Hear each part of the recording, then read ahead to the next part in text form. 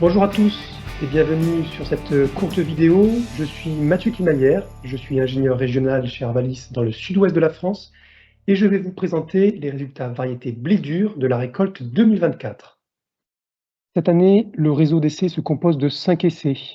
Un essai à Montaut-les-Créneaux qui n'a pas pu être récolté car implanté dans des conditions très difficiles et ayant subi d'énormes dégâts à cause du pied inverse, et le site de Castelnaudary mené par Arteris, qui est partenaire du réseau, et qui n'a pas été retenu car une grosse phytotoxicité a impacté de façon aléatoire les variétés. Il reste donc 3 essais dans ce regroupement, le site de Ancrambade en bonnes conditions, le site de Lamasquère en conditions difficiles, et le site de l'Aurac en coteaux argilo-calcaires, qui ont tous réalisé de bons scores par rapport aux années passées.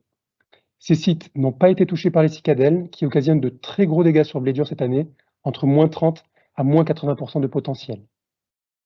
Sur le regroupement de cette année, on peut voir que envergure, c'est toujours en haut de tableau, avec une régularité très importante.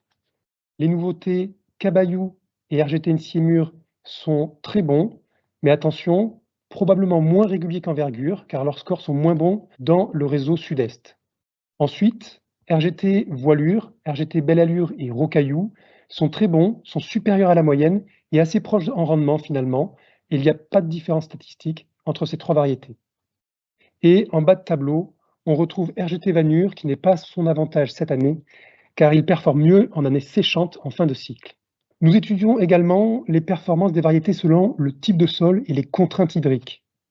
Certaines variétés sont dites tout-terrain, elles passent bien dans tout type de sol, à forte contrainte hydrique ou à faible contrainte hydrique.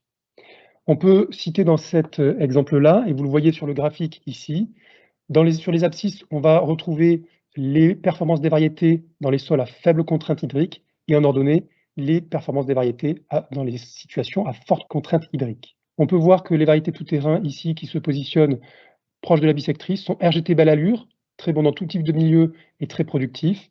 Ensuite, Canaillou, Relief, la nouveauté RGT Rapsolure ou RGT Vanure. Dans les variétés qui fonctionnent bien plutôt en sol profond, on va retrouver 2 nouveautés. RGT Siemur qui performe largement mieux dans les sols profonds et à faible contrainte hydrique et qui est la meilleure variété dans ce type de sol-là. Et Cabayou qui semble également mieux performer dans ce type de milieu. Enfin, les variétés qui se comportent mieux en sol difficile, nous allons retrouver Envergure, globalement bonne dans tout type de milieu, mais qui est encore meilleure dans les sols plutôt difficiles et à forte contrainte hydrique. La nouveauté récente de Rocaillou, RGT Voilure et RGT Capsure, qui sont mieux positionnés dans ce type de milieu. Enfin, côté tolérance globale aux maladies du feuillage, si on regarde les résultats en plurannuel, on va retrouver en haut de tableau RGT Voilure qui reste une référence, rejointe par Canaillou.